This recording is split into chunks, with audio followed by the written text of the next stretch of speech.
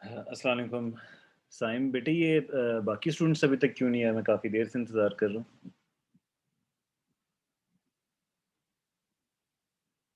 आपको मेरी आवाज़ आ रही है साइम? Yes sir. जी बेटे सयाम, क्यों बाकी लोग नहीं आए? लिंक अवेलेबल है? लिंक तो मेरे ख्याल से वहाँ पर है LMS पे।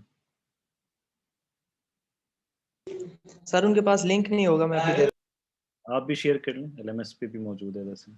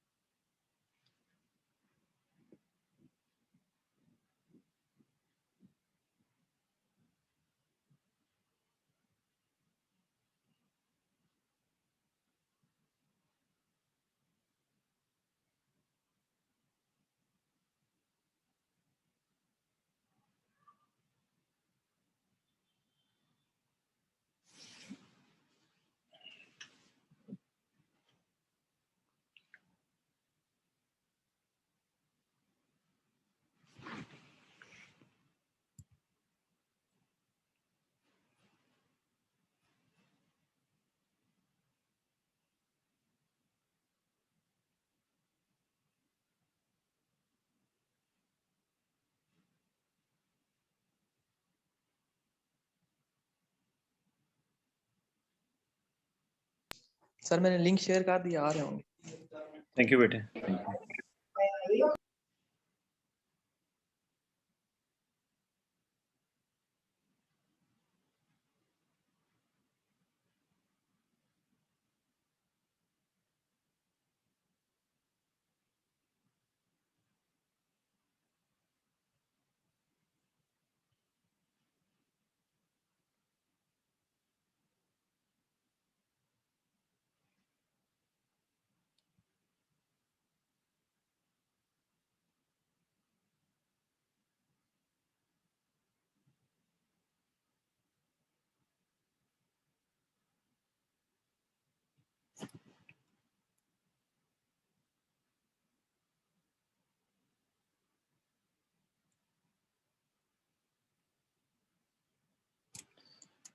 ओके स्टूडेंट्स, मीनवाइल तब तक हमें बाकी स्टूडेंट्स ज्वाइन करते हैं। तो if you have any question regarding the last lecture बेटे, आप लोग पूछ सकते हैं, ताकि हमारे पास अगर कोई आपके माइंड में डाउट है या कोई कॉन्सेप्ट क्लियर नहीं है तो बेटे वो कॉन्सेप्ट क्लियर हो जाए। ठीक हो गया जी? अच्छा, थोड़ी देर बाद मैं आपकी अटेंडेंस लूँगा, फिज़िकली आपकी अटेंडेंस होगी। आपका सेक्शन 6 है, 6C है, ठीक है। चलें हम अपना आज का जो लेक्चर है हम उसको स्टार्ट करते हैं, और थोड़ा-सा हम पहले लास्ट लेक्चर का एक रिव्यू दे देते हैं, फिर हम अपने आज के लेक्चर को स्टार्ट करेंगे। अच्छा स्टूडेंट, आपको याद होगा हम बेसिकली IT इंफ्रास्ट्रक्चर में हम देख रहे थे, हमारे पास बिल्डिंग ब्लॉक्स को देख रहे थे कि अगर हम एक सर्विस प्रोवाइड करते हैं तो उसकी क्या बिल्डिंग ब्लॉक्स हो सकते हैं। ठीक हो गया जी। तो यहाँ पर हमारे पास ये बिल्डिंग ब्लॉक्स का आपके पास डायग्राम है। हम जो हमारा लास्ट लेक्चर था और उससे लास्ट लेक्चर था बेसिकली, उसमें हम एक कॉन्सेप्ट जो बड़ा इंपॉर्टेंट कॉन्सेप्ट था जिसे हम अवेलेबिलिटी कहते हैं। अवेलेबिलिटी एक नॉन फंक्शनल एट्रीब्यूट है। नॉन फंक्शनल एट्रीब्यूट का मतलब ये होता है कि ये जब आप सर्विस प्रोवाइड करते हैं तो ये किसी खास किस्म की सर्विस की प्रोविजन की बात नहीं करती, बल्कि ये ओवरऑल जो यूज़र उस सर्विस की अवेलेबिलिटी को एक्सपीरियंस करता है उसकी बात करती है। ठीक है। और basically it's a quality attribute यानी अगर एक हमारे पास सर्विस है और उसकी अवेलेबिलिटी मैक्सिमम है या जितनी होनी चाहिए उतनी है, तो यानी दिस मीन्स कि it is adding to the quality कि वो आपके पास आपको सर्विस मुयसर है। ठीक हो गया जी।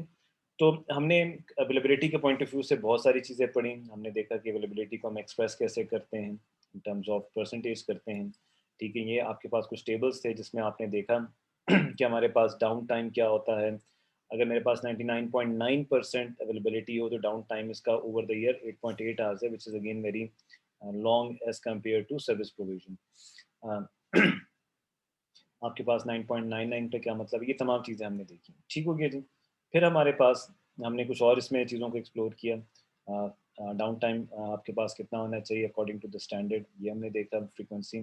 फिर हमने इसमें कुछ पैरामीटर्स डिस्कस किए जो बहुत इंपॉर्टेंट हैं, जैसे मीन टाइम बिफोर फेलियर है, मीन टाइम टू रिपेयर है। ये हमारे पास कैसे इन्फ्लुएंस करते हैं हमारी अवेलेबिलिटी पर, ये हमने देखा। फिर हमने रनिंग आवर्स जो हमारी एक कंपोनेंट है जिससे हमारे सिस्टम्स बनते हैं, उसकी लाइफ के बारे में देखा कि हमारे पास वो कितने आवर्स तक चल सकता है।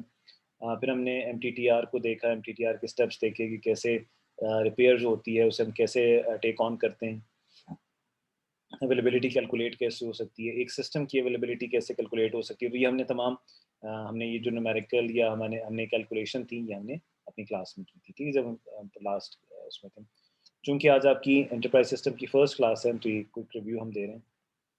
अगर हमारे पास मल्टीपल सिस्टम्स हों तो उन मल्टीपल सिस्टम्स की हमारे पास यानी in terms of parallel system हमारे पास हों तो पैरेलल सिस्टम्स हमारे पास कैसे काम करेंगे, यहाँ पर देखा गया। तो ये फार्मूला हम लास्ट टाइम डिस्कस नहीं कर सके थे। तो बड़ा सिंपल सा फार्मूला है कि अगर मेरे पास एक सिस्टम है मतलब एक हमारे पास रिडंडेंट सिस्टम्स हैं, एक्स्ट्रा सिस्टम्स हैं, या हमारे पास पैरेलल सिस्टम है, तो अगर हमारे पास पैरेलल सिस्टम्स हों तो हम कैसे उनमें काम कर सकते हैं, हमने ये देखना है। ठीक हो गया जी। तो यहाँ पर हमारे पास एक फार्मूला है availability of a whole system, जिसमें आपके पास पैरेलल सिस्टम्स भी आएंगे। फॉर एग्जांपल आपके पास यहाँ पर ये दो सिस्टम्स हैं। ठीक हो गया, पावर सप्लाई, ये आपके पास दो सिस्टम्स हैं, दूसरा रिडंडेंट सिस्टम है। और in case of the fail over हमारे पास हम दूसरे सिस्टम पर स्विच ओवर कर देंगे। तो अगर मेरे पास पहले सिस्टम की अवेलेबिलिटी 99 है, ठीक है, तो ये जो A1 आपको नज़र आ रहे हैं यहाँ पर आपके पास क्या आ जाएगी, 99 आ जाएगी। 1 minus of A1 whole power n। यहाँ पर n क्या है, n मेरे पास नंबर ऑफ टोटल सिस्टम्स हैं, जो आपके सामने पिक्चर नज़र आ रही है। यहाँ पर आपके पास सामने दो सिस्टम्स हैं, तो यहाँ पर n की पावर 2 हो जाएगी। अगर यहाँ पर 3 होते तो ये 3 हो जाती, और अगर हमारे पर 4 सिस्टम्स होते तो आपके पास पावर की वैल्यू 4 हो जाती। और आपको याद होगा हमने क्लास में एक टेबल शेयर किया था, वहाँ पर हमने देखा था कि जी हमारे पास 4 सिस्टम में हमारे पास जो अवेलेबिलिटी है वो 99.9999% थी। दिस मीन्स के उसमें डाउन टाइम नेग्लिजिबल था, ना होने के बराबर था। तो बेटे के इस फॉर्मूले से अगर आप करेंगे तो बड़ा क्लियरली आपको पता चल जाएगा कि हमारे पास अवेलेबिलिटी क्या आती है। बट यहाँ पर जो A1 है ये अवेलेबिलिटी है एक सिस्टम की, और दिस मीन्स के आपको ये पता है कि एक सिस्टम की आप अवेलेबिलिटी कैसे फाइंड आउट करते हैं। क्लियर हो गया जी। तो ये एक चीज़ थी जो हमने लास्ट टाइम हमने नहीं की थी, तो अब हम ज़रा देख रहे हैं। अब आपकी ज़रा मैं ना आपकी क्या लूँगा, अटेंडेंस मार्क करूँगा। ठीक हो गया, ताकि हमारे पास थोड़ा सा टाइम होगा जिसको हमने प्रॉपर्ली यूटिलाइज़ करना है। अच्छा, में जल्दी जल्दी हम देखते हैं कि जी हमारी अटेंडेंस आ गई। 16 मार्च आज डेट है। अच्छा जी, एक मिनट। ठीक है जी, यहाँ पर जो जो स्टूडेंट्स हैं वो अपने नाम, जब मैं उनके नाम रोल कॉल करूँ तो बेटे आपने अपना हैंड रेस करना है, और हैंड रेस टाइम पे कर लें ताकि हम फिर आगे चलते रहें। ठीक हो गया जी। सबसे पहले जी आबदा परवीन, ठीक हो गया जी।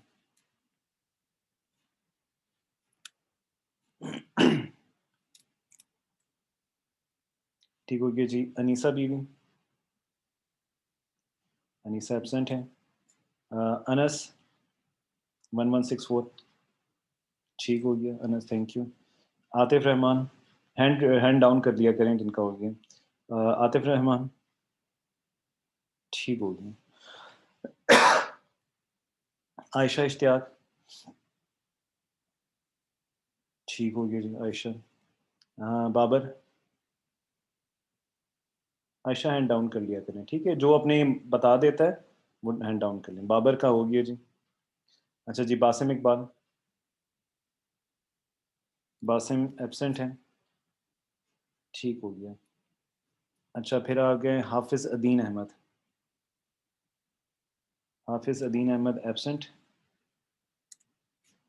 अच्छा जी, Hamad Hamad Tahir, Hamad Tahir present, good. Hamza Shaukat, present, good. Haroon Masood, Haroon Masood absent हैं। Hashim Nawaz, present, good. Hasnain Raza, Hasnain absent. अच्छा जी, हुरैरा, हुरैरा भी एब्सेंट हैं। अच्छा जी, काशिफ रजा, काशिफ रजा प्रेजेंट। मज़ाहिर हैदर, मज़ाहिर जी, मज़ाहिर भी प्रेजेंट हैं।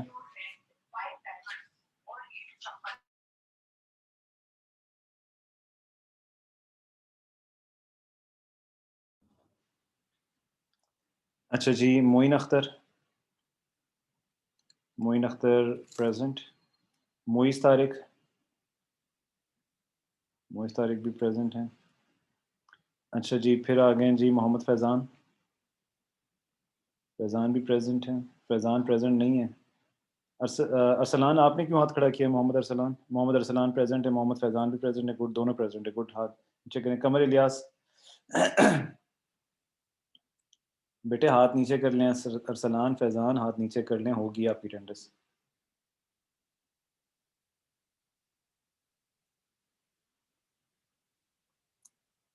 अच्छा जी, मोहम्मद कमर इलियास एब्सेंट।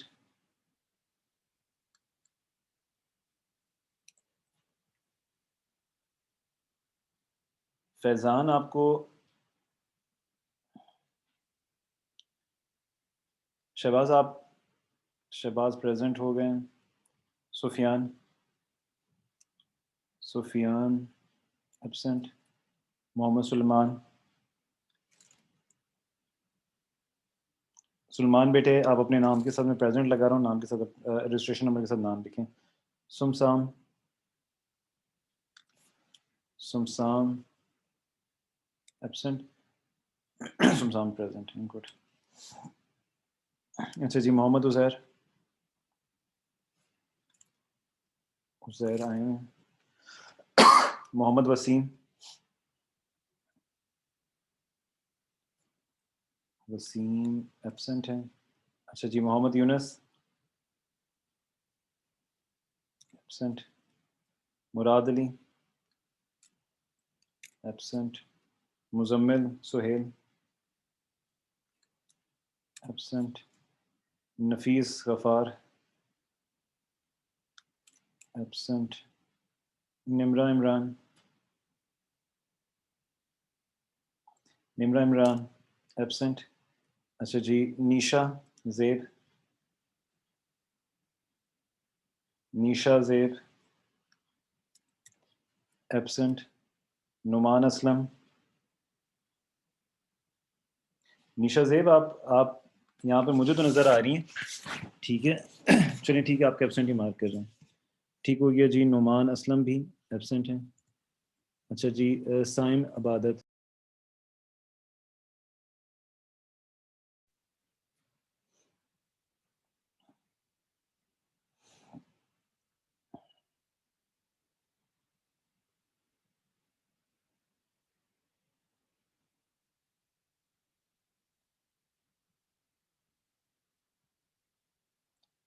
निम्रा इमरान प्रेजेंट हैं, ठीक है। अच्छा जी,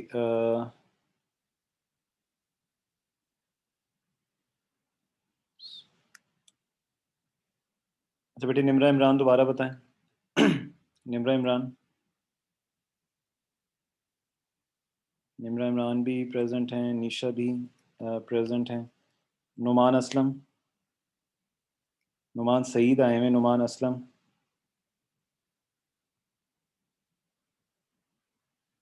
बेटे नुमान सईद, आप ना मुझसे ना क्लास के बाद कांटेक्ट करना, आपका रजिस्ट्रेशन नंबर यहाँ नहीं है, फिर मैं आपसे डिस्कस कर लूँगा। अच्छा जी, नुमान असलम नहीं आए हुए। साइम अबादत प्रेजेंट। शमसा, शमसा नहीं है, एब्सेंट हैं। अच्छा जी, शमसा हैं प्रेजेंट। अच्छा फिर हैं आपके पास जी सैयद आले हैदर प्रेजेंट। अच्छा सैयद फरहत एब्सेंट। अच्छा जी Zeeshan, Syed Zeeshan Ali present. Umme Habiba present. Umar Parvez absent. और फिर Usama bin Zaman present. Zainul Abideen present. Zeeshan Qayyum, Zeeshan Qayyum present. Zulqarnain Zafar, Zulqarnain Zafar absent. Zeeshan अपना हाथ नीचे कर लें बेटे। नुमान सईद प्रेजेंट। ज़िशान हाथ नीचे कर लो। वलीद, वलीद, वलीद एब्सेंट। जैनुल आबदीन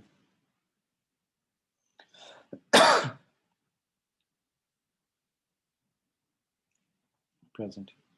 चलें ठीक हो गया, थोड़ा हमारा टाइम लगा, लेकिन यहाँ पर एटलीस्ट जो स्टूडेंट्स क्लास लेते हैं उनको इसका क्रेडिट ज़रूर मिलेगा। ठीक हो गया जी। अच्छा, अब हम अपने लेक्चर की तरफ दोबारा जाते हैं जहाँ से हमने अपने लेक्चर को छोड़ा था। ठीक हो गया जी। तो आज का जो हमारा लेक्चर है जिधर से हम कंटिन्यू करेंगे बेसिकली वो है हमारे पास अवेलेबिलिटी के सोर्सेज। अवेलेबिलिटी के सोर्सेज बेसिकली आपके पास वो चीज़ें हैं जिनकी वजह से आपके पास अवेलेबिलिटी मुतासर होती है, यानी अनअवेलेबिलिटी आती है। ठीक है, तो इन आज हम देखेंगे कि अनअवेलेबिलिटी की क्या क्या रीजंस हैं और किस किस वजह से अनअवेलेबिलिटी आपके सिस्टम में आती है। ठीक हो गया जी। सबसे पहले जो अनअवेलेबिलिटी की रीजंस हैं वो हम ज़रा देखते हैं। पहला जो सबसे बड़ा इंपॉर्टेंट रीज़न है वो आपके पास है ह्यूमन एरर। अच्छा, ये सुन के आपको हैरत होगी कि आपके पास जो आपके सिस्टम में या सर्विस में अनअवेलेबिलिटी आती है उसकी सबसे बड़ी वजह जो है वो ह्यूमन एरर्स हैं, क्योंकि ये आपका 80% जो है आपकी जो अनअवेलेबिलिटी होती है वो ह्यूमन एरर्स की वजह से होती है। अपेरेंटली जब हम अवेलेबिलिटी और अनअवेलेबिलिटी को डिस्कस कर रहे थे तो हमारे माइंड में आ रहा था कि जी हमारे पास कंपोनेंट फेल हो जाते हैं या कंपोनेंट फॉल्टी हो जाते हैं, उनकी वजह से हमारे पास अनअवेलेबिलिटी आती है।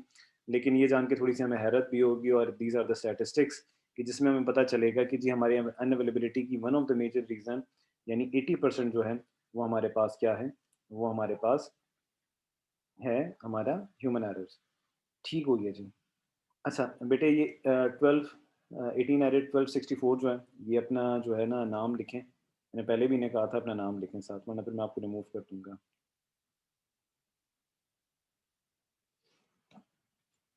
ठीक हो गया जी।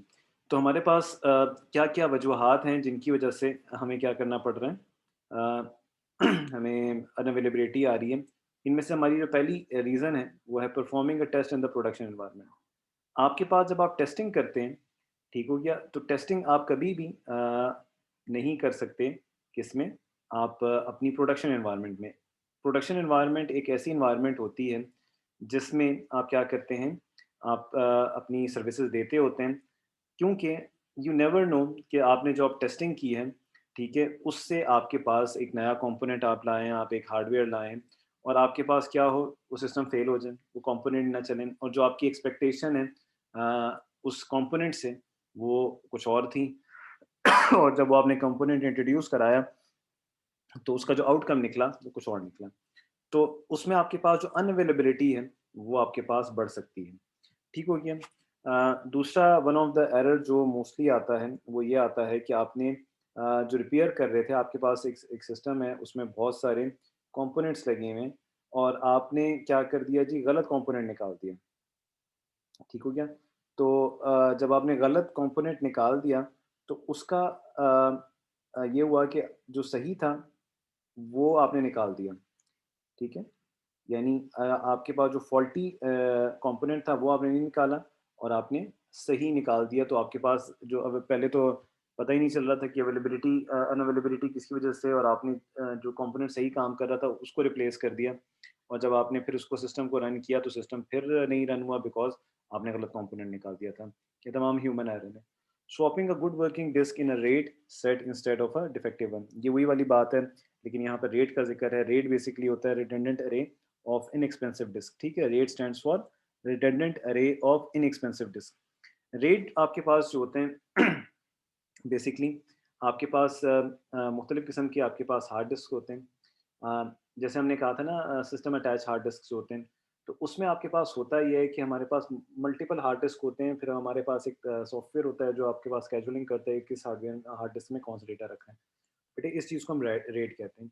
तो उसमें आपके पास जब मल्टीपल हार्ड डिस्क लगे होते हैं तो sometimes if you don't know the real cause कि जी कौन सा जो हार्ड डिस्क है या कौन सी डिस्क जो है ख़राब हुई है, आप सही को निकाल देते हैं और गलत को रहने देते हैं। तो आप सही को निकाल के फिर रिप्लेस करते हैं, तो नुकसान ये होता है क्योंकि फ़ॉल्टी तो उधर ही होती है, फिर वो सिस्टम नहीं होता। सिमिलरली एक और ह्यूमन एरर है restoring the wrong backup tape. अच्छा आपने बैकअप लिया लेकिन आपने गलत ले लिया। तो जो डेटा आपको रिक्वायर्ड था, वो डेटा तो मिला ही नहीं क्योंकि आपने बैकअप गलत ले लिया। ठीक है, एक्सीडेंटली रिमूविंग फाइल्स। ठीक है, आपने जो फाइल्स रिमूव करनी थी, आपने उसकी जगह कोई और फाइल्स रिमूव कर दी वो भी एक और मसला आ गया, आपका अनअवेलेबिलिटी कॉज हो गई। आपने डेटाबेस से जो टेबल ड्रॉप करना था, वो गलत टेबल ड्रॉप कर लिया। तो दीज आर सम रीजंस जिसकी वजह से आपके पास ये तमाम की तमाम रीजंस हैं because of the human errors. ठीक है, ह्यूमन एरर की वजह से आपके पास ये तमाम चीज़ें अगर होती हैं और आपके पास क्या होता है अनअवेलेबिलिटी कॉज होती है। अच्छा हमारे पास सोर्सेज ऑफ अनअवेलेबिलिटी एक another reason is software bugs. Bugs आपको पता है क्या होते हैं? आपके सिस्टम में जो एरर्स होते हैं वी कॉल देम बग्स और होता ये है कि आपका जब आप अपना एक सॉफ्टवेयर बनाते हैं, तो उसमें आपके पास कुछ ऐसे बग्स होते हैं जो अपैरेंटली तो नज़र नहीं होते और जब आपके पास आप उनको एग्ज़ीक्यूट करते हैं या रन करते हैं, तो और नॉर्मल ऑपरेशन में भी नज़र नहीं आते। अंडर सर्टेन सिनेरियोज़ वो बग्स जो होते हैं बड़े एक्टिव हो जाते हैं और या वो बड़ा एक लूप होल क्रिएट कर देते हैं जिसकी वज़ह से आपका सिस्टम क्रैश कर जाता है या आपका सिस्टम अनअवेलेबल हो जाता है। लेकिन ये बहुत इम्पॉसिबल है, जैसे यहाँ पर भी लिखा हुआ है कि आपके पास वो बग फ्री सॉफ्टवेयर हो। इवन जो आपके बड़े-बड़े ऑपरेटिंग सिस्टम है, उसमें भी हज़ारों की तादाद में बग्स होते हैं, ठीक है? जैसे आपके पास विंडोज़ 8 में बहुत बग्स थे। इसी तरह बाकी सॉफ्टवेयर जो आप लेते हैं, उनमें भी बहुत बग्स होते हैं। लूप होल्स होते हैं, जिनको आप मिसयूज़ भी किया जा सकता है और जिनको जो आपके लिए रनिंग में या सर्विस प्रोविज़न में मसला कर सकते हैं। अच्छा, आपके पास जो एप्लीकेशन सॉफ्टवेयर्स होते हैं, ये आपको पता है ना ऑपरेटिंग सिस्टम और एक एप्लीकेशन सॉफ्टवेयर होते हैं। इवन उनमें जो बग्स होते हैं, वो आपके पूरे सिस्टम को रोक सकते हैं यानी क्रैश कर सकते हैं। मैं आपको सिंपल सी एक एग्ज़ाम्पल देता हूँ, ठीक है? फॉर एग्ज़ाम्पल आपके पास अ, जब आप अपनी कोई भी सॉफ्टवेयर यूज़ करते हैं, तो उसमें आपके पास क्या होता है, जी मोहम्मद सलमान को मैं एब्सेंट कर रहा हूँ, ठीक है? क्योंकि ये मेरे ख़्याल से अपना अटेंडेंस लगा के चले गए। मैं सेव कर रहा हूँ, ठीक है? और अभी मैंने क्वेश्चंस करना भी शुरू करने हैं, ठीक है? तो आपके पास आपने देखा होगा अगर आप टास्क मैनेजर में जाएँ, तो टास्क मैनेजर में होता बेसिकली ये है कि आपके पास उसकी अगर आप मेमोरी कंज़म्पशन की किसी एक सॉफ्टवेयर की बात करें जो थोड़ा-सा एबनॉर्मली बिहेव करता होता है, बहुत आपके पास ज़्यादा हो जाती है। इवन आपके पास हार्ड डिस्क यूटिलाइज़ेशन समटाइम्स इतनी ज़्यादा हो जाती है कि आपका पूरा सिस्टम स्लो हो जाता है। तो बेसिकली ये कुछ बग्स होते हैं आपके सिस्टम में जो आपके पूरे सिस्टम की या सर्विस की अनअवेलेबिलिटी की रीज़न बनते हैं। इवन ऑपरेटिंग सिस्टम में बहुत सारे बड़े-बड़े बग्स होते हैं जो आपकी फाइल्स को करप्ट कर सकते हैं, आपके नेटवर्क को फेल कर सकते हैं और इसमें और भी बहुत सारी चीज़ें होती हैं। तो सॉफ्टवेयर्स में भी जो बग्स होते हैं, लेकिन अगेन इसकी परसेंटेज कम कम है as compare to human errors. Human errors तो बहुत ज़्यादा हैं। ठीक हो गया जी? अच्छा, फिर हमारे पास अलग एक और सोर्स ऑफ अनअवेलेबिलिटी है, जिसको हम कहते हैं जी प्लान मेंटेनेंस। प्लान मेंटेनेंस क्या होती है? प्लान मेंटेनेंस आप अपने सिस्टम को अपग्रेड कर रहे हैं, कोई हार्डवेयर या सॉफ्टवेयर इंस्टॉल करना चाह रहे हैं, किसी सॉफ्टवेयर में आपने चेंजेस किए हैं, आप अपनी बैकअप क्रिएट करना चाह रहे हैं, माइग्रेशन कर रहे हैं, तो आपके पास क्या हो जाता है, for that period of time आपके पास जो सिस्टम होता है, वो आपके पास अवेलेबल नहीं रहता। ठीक हो गया जी। For that period of time आपके पास सिस्टम अवेलेबल नहीं रहता, तो आपके पास क्या हो जाती है, अगेन अनअवेलेबिलिटी आ जाती है। ठीक हो गया जी। अब मैं आपको सिंपल सी कुछ एग्जांपल्स दूँ, जैसे मैंने आपको याद होगा लास्ट टाइम भी एग्जांपल दी थी कि मुझे बैंक से मैसेज आया कि जी हमारा इस टाइम से टाइम तक ना ही आपकी एटीएम मशीन चलेगी, ना ही आपके पास ई-बैंकिंग चलेगी। तो बेटे वो अब अपने सिस्टम को अपग्रेड कर रहे थे, या वो अपने सिस्टम में कोई नए सॉफ्टवेयर मॉड्यूल डाल रहे थे, कोई नए फीचर्स डाल रहे थे, तो उन उसकी वजह से आपका जो था क्या हो गया, आपके पास डाउन टाइम आया। डाउन टाइम मीन्स आपकी मेंटेनेंस यानी अवेलेबिलिटी अफेक्ट हुई। तो ये तमाम रीज़न्स होती हैं, ये इट इज़ अनदर रीज़न जिसकी वज़ह से आपके पास अनअवेलेबिलिटी कॉज़ होती है। यहाँ पर लिखा हुआ है should only be performed on the part of the infrastructure where other parts keep serving clients. ठीक है?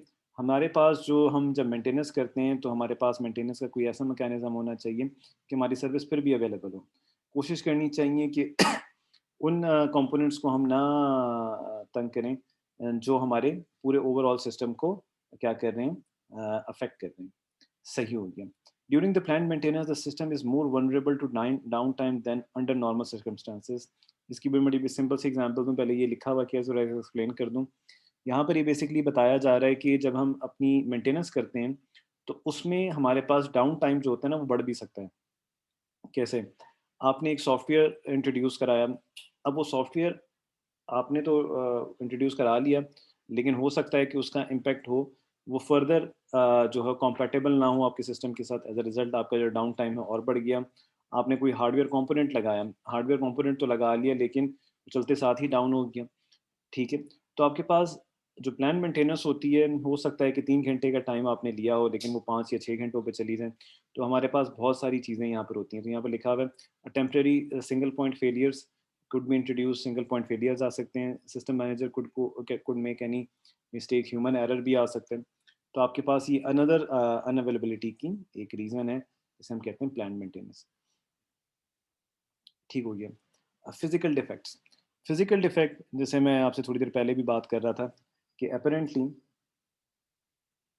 जब हम अवेलेबिलिटी की डिस्कशन कर रहे थे, तो हमारे माइंड में एक कॉन्सेप्ट ये था कि हमारा जो सिस्टम अनअवेलेबल होता है या हमारी सर्विस की प्रोविज़न रुकती है, वो हमारे पास फिज़िकल डैमेज या फिज़िकल डिफेक्ट्स की वज़ह से होती है।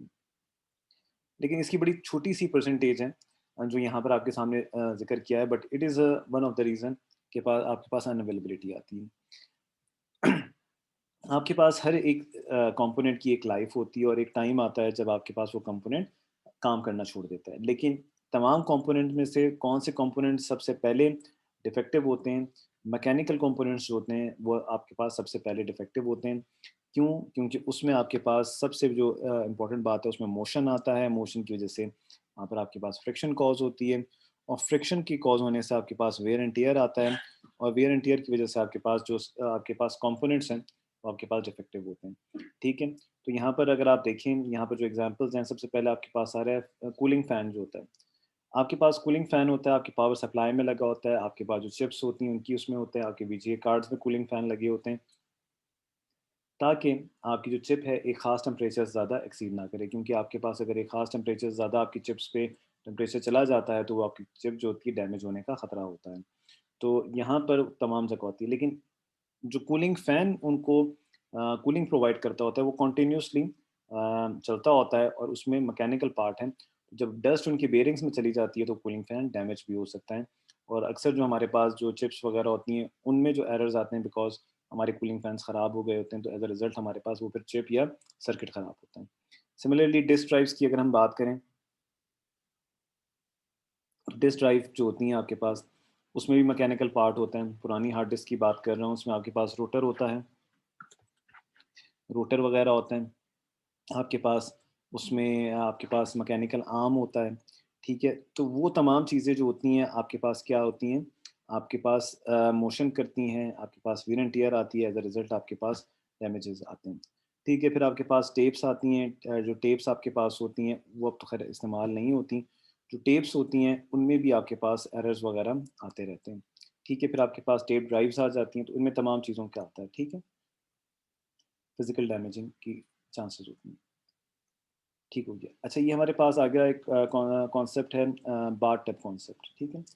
इसमें जाने से पहले मैं ज़रा कुछ क्वेश्चंस पूछ लूँ और मैं अपनी एक्सेल फाइल ओपन कर लूँ, ताकि मैं साथ-साथ क्वेश्चन करूँ। लेकिन सबसे पहले हम सलमान से क्वेश्चन करेंगे। सलमान, आप हमें एक बात बताएँ, आप अपना नाम क्यों नहीं लिख रहे अपने रजिस्ट्रेशन नंबर के साथ?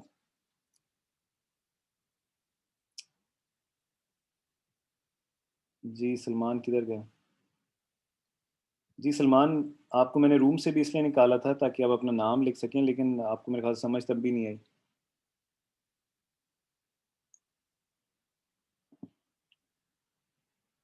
अब सलमान फिर रिस्पॉन्ड नहीं करे, फिर मुझे इनको रूम से निकालना पड़ेगा।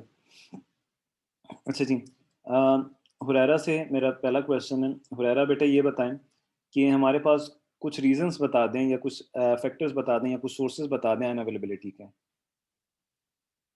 जी हुरैरा, हुरैरा तैयब, 18 एरिड 12 10। अच्छा बेटा, यहाँ पर मैं मार्किंग कर रहा हूँ और हुरैरा के जो है यहाँ पर हमें क्लियरली ये 0 मार्क्स आपके यहाँ पर लग जाएंगे। ठीक हो गया बेटे, जो क्वेश्चंस के आंसर नहीं देगा उनके साथ यही होगा। अच्छा बेटे, फिर अनस आ जाए। जी बेटा अनस, सेम क्वेश्चन मैं आपसे पूछ रहा हूँ कि क्या वजूहात हैं, सोर्सेज ऑफ अनअवेलेबिलिटी हो सकती हैं?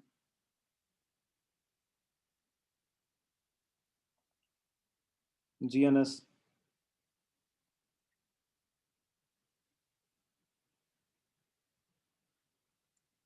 आप ये बेटे जी, किसने हैंड रेज किया था? दोबारा बेटे हैंड रेज करें।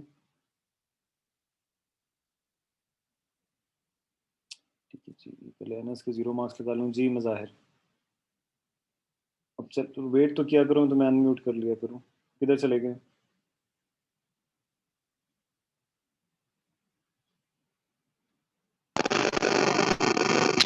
आपने कुछ कहा सर मुझे? जी बेटे, मैं कह रहा था आपने हैंड रेज किया था।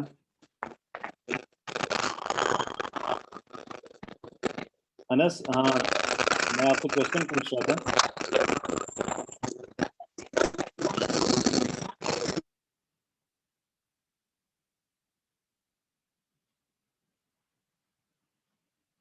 अच्छा जी, बेटे कौन आंसर देगा?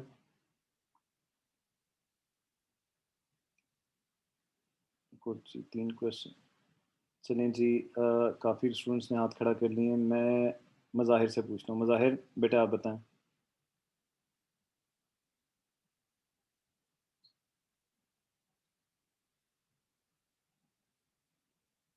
जी मज़ाहिर, मैंने आपको अनम्यूट किया, बेटे बताएं।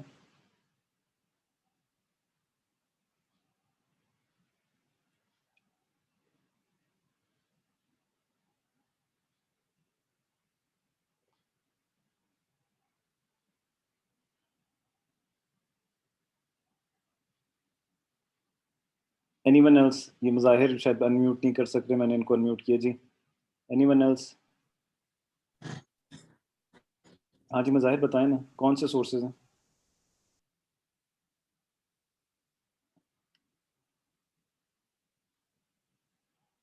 जी आयशा, आप बताएं बेटे।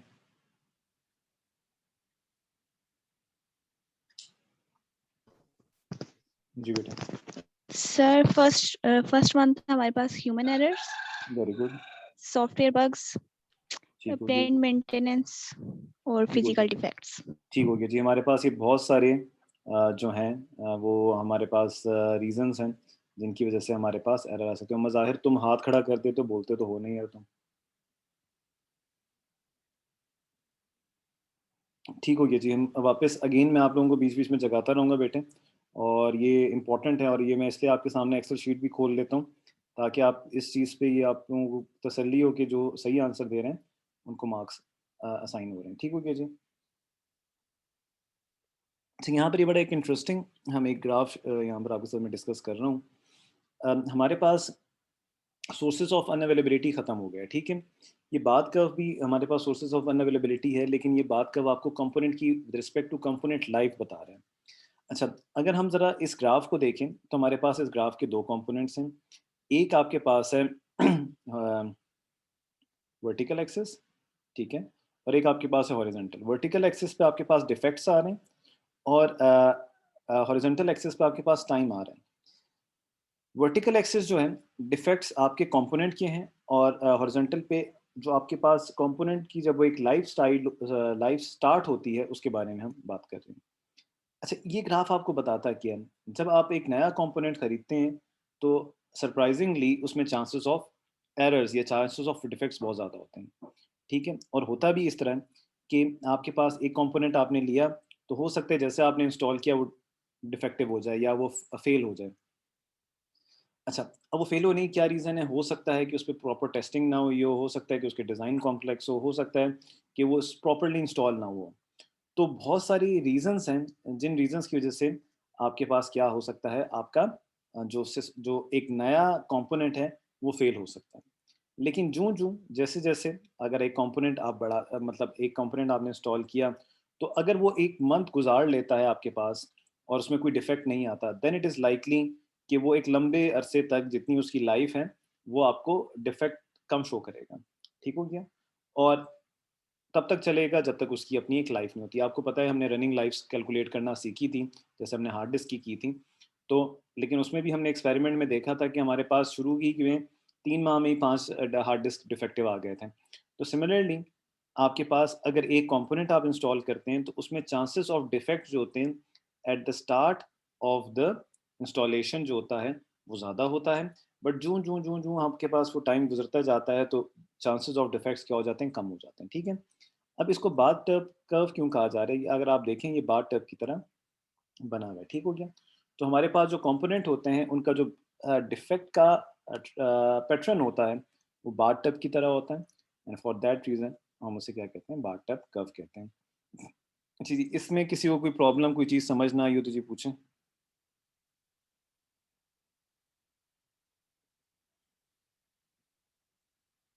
सही। अच्छा जी। अ, अब हमारे पास सोर्सेस ऑफ अनअवेलेबिलिटी में कुछ और भी फैक्टर्स हैं, जिनमें हमारे पास आ जाते हैं एनवायरमेंटल फैक्टर्स आ जाते हैं, एनवायरमेंटल इश्यूज आ जाते हैं। एनवायरमेंटल फैक्टर या एनवायरमेंटल इश्यूज वो इश्यूज होते हैं जो हमारे कंट्रोल में नहीं होते, ठीक है? वो बिकॉज ऑफ एनवायरमेंट वो होते हैं। अब उनमें सबसे एक बड़ा एनवायरमेंटल इशू हो जाता है फेलिंग ऑफ फैसिलिटीज़। फैसिलिटीज़ या एनवायरनमेंट की अगर हम बात करें, तो बेसिकली एनवायरनमेंट या फैसिलिटीज़ वो होती हैं, जैसे हमारे पास पावर हो गई, कूलिंग हो गई। फॉर एग्जांपल, मैंने अपने एक डेटा सेंटर बनाया जहाँ पर मेरा तमाम आर्किटेक्चर पड़ा हुआ है, मैं सॉरी इंफ्रास्ट्रक्चर पड़ा हुआ है, और लाइट चली जाती है, पावर सप्लाई ख़त्म हो जाती है, तो मैं पावर जो आपके यूपीएस है उस पे मैं शिफ्ट कर दूँगा।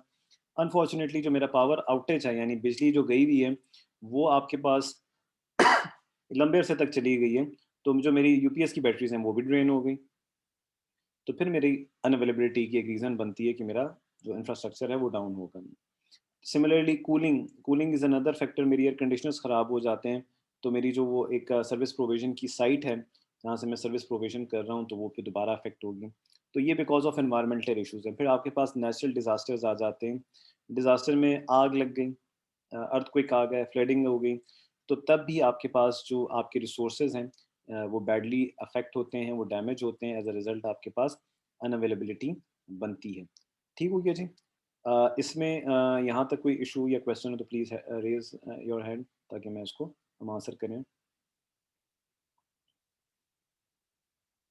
अच्छा, अब यहाँ पर हमारे पास एक बड़ा इंटरेस्टिंग सी चीज़ है जो हमने समझनी है, और वो है सोर्सेज़ ऑफ अनअवेलेबिलिटी में कॉम्प्लेक्सिटी ऑफ द इंफ्रास्ट्रक्चर।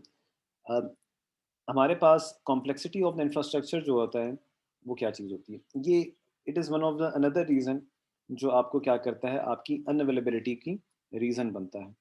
अच्छा, समटाइम्स वी फील कि अगर हम सिस्टम को ज़्यादा कॉम्प्लेक्स बनाएंगे या सोफिस्टिकेटेड सिस्टम बनाएंगे, सोफिस्टिकेटेड सिस्टम का मतलब है कि हम उसमें बहुत सारी फंक्शनैलिटीज़ जब ऐड करेंगे तो हमारी नज़र में वो सिस्टम एक हाई टेक सिस्टम होता है और उसमें रेजिलियंस के चांसेस बहुत ज़्यादा होते हैं। रेजिलियंस मीन्स कि जो उसमें नागहानी आफात होती हैं या कोई उसमें टेस्ट टाइम होता है तो उसमें वो बेहतर परफॉर्म करते हैं, तो ऐसे सिस्टम्स को हम कहते हैं रेजिलियंट सिस्टम्स।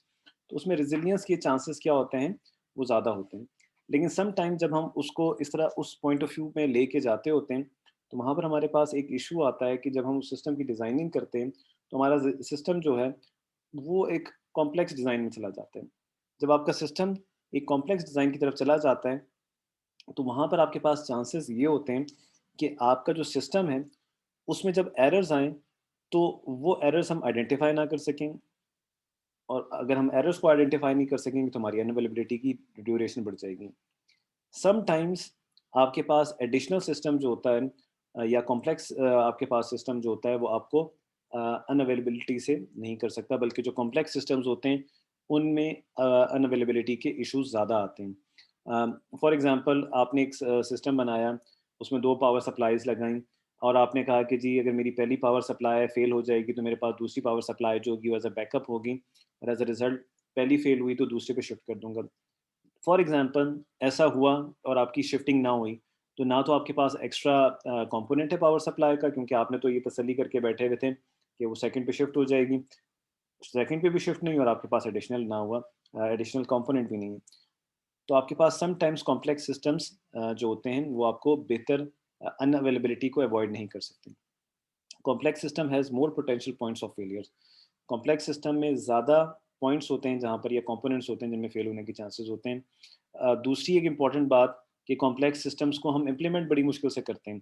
जो हमारे माइंड में चीज़ होती है, जो हमने फिजिकल एक लॉजिकल डिज़ाइन बनाया होता है, उस लॉजिकल डिज़ाइन को फिजिकल में कन्वर्ट करना बड़ा मुश्किल होता है। फॉर एग्जांपल जैसे मैं आपसे कह रहा हूँ कि हमने 2 पावर सप्लाईज़ बना दी। लॉजिकली ये कहना तो बड़ा आसान है, लेकिन जब इसको हम इम्प्लीमेंटेशन की बारी आएगी तो बड़ा मुश्किल हो जाता है। इन सिस्टम्स को मैनेज करना मुश्किल होता है। यहाँ पर एक सजेशन दी गई है कि some time it is better to have an extra spare system in the closet. Closet अलमारी को कहते हैं, then use a complex redundant system. ठीक है, रिडंडेंट सिस्टम या कॉम्प्लेक्स सिस्टम से बेहतर है कि आप एक दूसरा सिस्टम ले लें और इन केस पहला सिस्टम फेल हो उस दूसरे पे आप शिफ्ट कर लें, बजाय इसके कि आपने कॉम्प्लेक्स सिस्टम बनाया जो खुद ही स्विच ओवर्स करता है। ठीक हो गया बेटे, ये इन चीज़ों को हम फर्दर और डिस्कस करेंगे। हमारे पास फर्स्ट जूम सेशन का टाइम यहाँ पर ख़त्म हो रहा है, तो हम क्या करते हैं, हम नेक्स्ट जूम सेशन को स्टार्ट करते हैं। मैं आपका इंतज़ार कर रहा हूँ।